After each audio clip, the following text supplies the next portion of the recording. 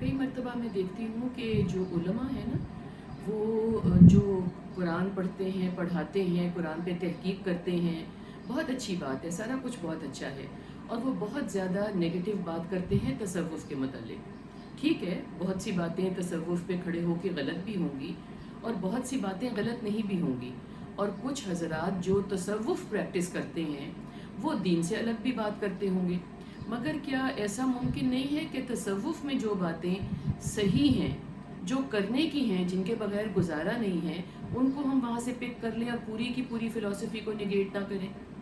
इसलिए कि अगर आप कुछ वक्त तन्हाई में अपने आप को नहीं देते, अगर कुछ वक्त आप अपने आप को नहीं देते, तो आपको अल्लाह ताला की शानें, बहुत सी कुरान पाक की बातें, बहुत सी सुन्नत, बहुत सी अहदीस नहीं समझ आती। तो ये सारी बात हमें हमारे इंटेलेक्चुअल टीचर्स नहीं बताते।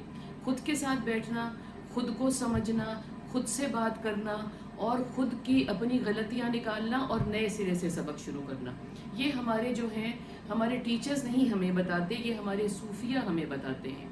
ये हमारे तसव्वुफ़ के टीचर्स हमें बताते हैं कि हौला हाथ रखना किसको कहते हैं, हौसला करना किसको कहते हैं। तो मेरा सिर्फ ये कहना है कि जो बहुत सी बातें, जो एक खानकाही निज़ाम है, जिसमें हमें रल मिल के बैठना है, जो जिसमें हमें एक दूसरे की बात सुननी है, जिसमें हमें खामोशी इख्तियार करनी है, जिसमें हमें अपनी बात भी सुननी समझनी है, ये हमें इंटेलेक्चुअल टीचर्स नहीं बताते, ये हमारे सूफ़ी टीचर्स हमें बताते हैं। तो जो नुक्ते उनके सही हैं, उनकी पूरी फ़िलॉसफ़ी को निगेट करने से हम उन नुक्तों से भी महरूम हो जाते हैं। तो उनसे फ़ायदा ज़रूर उठाएं।